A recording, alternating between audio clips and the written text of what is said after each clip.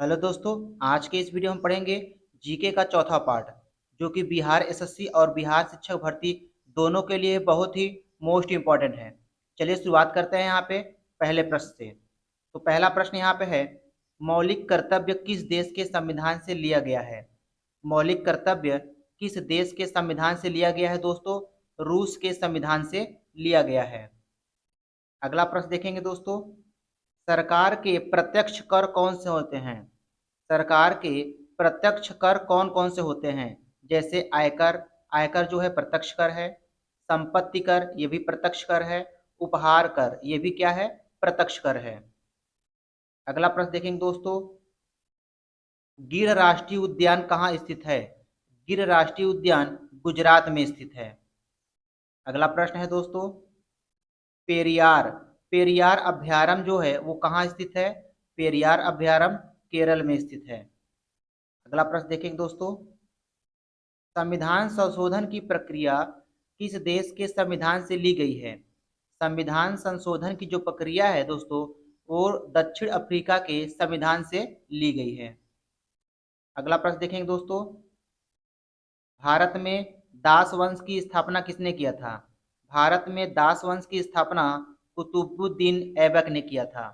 भारत में दास वंश की स्थापना कुतुबुद्दीन ऐबक ने किया था। अगला प्रश्न देखेंगे दोस्तों, रजिया सुल्तान कौन थी? रजिया सुल्तान कौन थी? यह इल्तुतमिश की पुत्री थी, जो दिल्ली की पहली मुस्लिम महिला शासकी बनी थी। रजिया सुल्तान जो है यह इल्तुतमिश की पुत्री थी और यह दिल्ली की पहली मुस्लिम महिला शासक बनी थी। अगला प्रश्न देखेंगे दोस्तों, लौह एवं रक्त की नीति किस शासक ने अपनाई थी? लौह एवं रक्त की नीति जो है बलबल ने अपनाई थी। अगला प्रश्न देखेंगे दोस्तों, सिखों के 10वें और अंतिम गुरु कौन थे, जिन्होंने खालसा पंथ की स्थापना किया था? तो सिखों के 10वें और अंतिम गुरु गुरु गोविंद सिंह थे, जिन्होंने खालसा पंथ की स्थापना किया था। अगला प्रश्न देखेंगे दोस्तों, राजस्थान का जवार खान, राजस्थान का जवार खान जो है किस उत्पादन के लिए प्रसिद्ध है? जस्ता उत्पादन के लिए प्रसिद्ध है। अगला प्रश्न देखेंगे दोस्तों, एशिया का सबसे बड़ा तेल शोधक कारखाना कहाँ स्थित है? एशिया का सबसे बड़ा तेल शोधक कारखाना जामनगर तेल शोधक कारखाना गुजरात में स्थित है।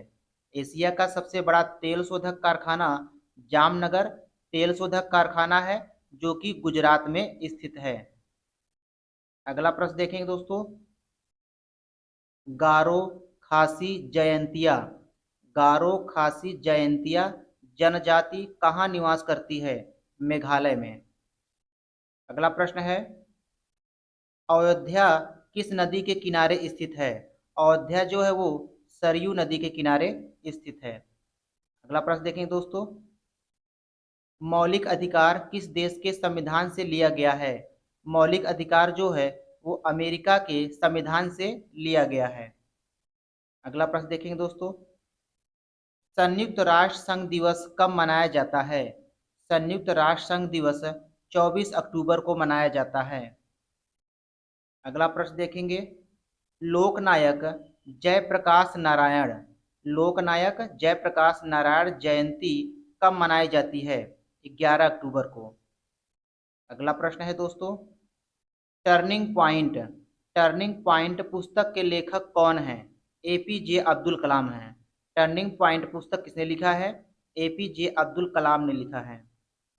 अगला प्रश्न देखेंगे दोस्तों, भारत राज्यों का संघ है, भारत राज्यों का संघ है, यह बात जो है किस अनुच्छेद में कहा गया है? अनुच्छेद 1 में कहा गया है। अगला प्रश्न देखेंगे दोस्तों, नए राज्यों का प्रवेश एवं स्थापना का उल्लेख जो है किस अनुच्छेद में है? नए राज्यों का प्रवेश एवं स्थापना अनुच्छेद 2 में है। अगला प्रश्न देखेंगे दोस्तों, वेरी इंपॉर्टेंट प्रश्न है, सन 2000 में किन 3 राज्यों का गठन हुआ था? तो सन 2000 में दोस्तों 3 राज्यों का गठन हुआ था, कौन कौन से? छत्तीसगढ़, उत्तराखंड और झारखंड। तो छत्तीसगढ़ की स्थापना कब हुआ था? 1 नवंबर सन 2000 को। उत्तराखंड की स्थापना 9 नवंबर सन 2000 में। झारखंड राज्य की स्थापना 15 नवंबर सन 2000 में हुआ था। अगला प्रश्न देखते हैं दोस्तों, अंतर्राष्ट्रीय मुद्रा कोष की स्थापना कब की गई थी? अंतर्राष्ट्रीय मुद्रा कोष की स्थापना 1945 में किया गया था। इसका मुख्यालय कहाँ पे है दोस्तों? वाशिंगटन में है। अंतर्राष्ट्रीय मुद्रा कोष की स्थापना 1945 में, इसका मुख्यालय वाशिंगटन में है। अगला प्रश्न देखेंगे दोस्तों, संयुक्त राष्ट्र अंतर्राष्ट्रीय बाल कोष, जिसका संक्षिप्त रूप है यूनिसेफ, का मुख्यालय कहाँ पे स्थित है? न्यूयॉर्क में।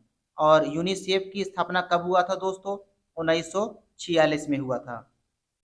अगला प्रश्न देखेंगे दोस्तों, भारत की सबसे लंबी तट रेखा वाला प्रायद्वीपीय राज्य कौन सा है? भारत की सबसे लंबी तट रेखा वाला प्रायद्वीपीय राज्य आंध्र प्रदेश है, जो कि 1000 किलोमीटर की तटरेखा बनाता है। अगला प्रश्न देखेंगे दोस्तों, विश्वविद्यालय आयोग की स्थापना कब हुई थी? विश्वविद्यालय आयोग की स्थापना 1904 में हुआ था, लॉर्ड कर्जन के शासनकाल में हुआ था। विश्वविद्यालय की आयोग की स्थापना 1904 में लॉर्ड कर्जन के शासनकाल में हुआ था। अगला प्रश्न देखेंगे, विश्व भारती की स्थापना किसने किया था? विश्व भारती की स्थापना रविंद्रनाथ टैगोर ने किया था, 1918 में कलकत्ता में किया था। विश्व भारती की स्थापना 1918 में रविंद्रनाथ टैगोर ने कलकत्ता में किया था। अगला प्रश्न देखें दोस्तों, आर्य समाज की स्थापना कब और किसने किया था? आर्य समाज की स्थापना स्वामी दयानंद सरस्वती ने किया था 1875 में, और कहाँ किया था? मुंबई में किया था। तो आर्य समाज की स्थापना स्वामी दयानंद सरस्वती ने 1875 में मुंबई में किया था। अगला प्रश्न देखेंगे दोस्तों, विश्व का सर्वाधिक मवेशी वाला देश कौन सा है? विश्व का सर्वाधिक मवेशी वाला देश अपना देश भारत देश है। अगला प्रश्न देखेंगे दोस्तों, प्राथमिक रंग कौन कौन से होते हैं? प्राथमिक रंग रेड, ग्रीन और ब्लू होते हैं। प्राथमिक रंग 3 होते हैं, रेड, ग्रीन और ब्लू होते हैं। याद करने का तरीका है दोस्तों आरजीबी। आरजीबी से हम इसको याद रख सकते हैं। अगला प्रश्न है, अशोक किसके पुत्र थे? अशोक जो है वो बिंदुसार के पुत्र थे। अगला प्रश्न देखेंगे दोस्तों, भारतीय आइंस्टाइन, भारतीय आइंस्टीन किसे कहा जाता है? भारतीय आइंस्टीन नागार्जुन को कहा जाता है। अगला प्रश्न है, कुषाण वंश का सबसे शक्तिशाली तथा प्रसिद्ध शासक कौन सा था? कुषाण वंश का सबसे शक्तिशाली तथा प्रसिद्ध शासक कनिष्ठ था। अगला प्रश्न देखेंगे, किसने मगध में नंद वंश का विनाश करके मौर्य वंश की नींव डाली थी? किसने मगध में नंद वंश का विनाश करके मौर्य वंश की नींव डाली थी? इसका सही उत्तर हो जाएगा दोस्तों चंद्रगुप्त मौर्य ने। अगला प्रश्न है, नए राज्यों का निर्माण और वर्तमान राज्यों के क्षेत्रों या नामों में परिवर्तन का उल्लेख किस अनुच्छेद में है? यदि दोस्तों नए राज्यों का निर्माण करना हो और वर्तमान राज्यों के क्षेत्रों या नामों में परिवर्तन करना हो तो इसका उल्लेख अनुच्छेद 3 में है। अगला प्रश्न है, दक्षिण भारत का नेपोलियन किसे कहा जाता है?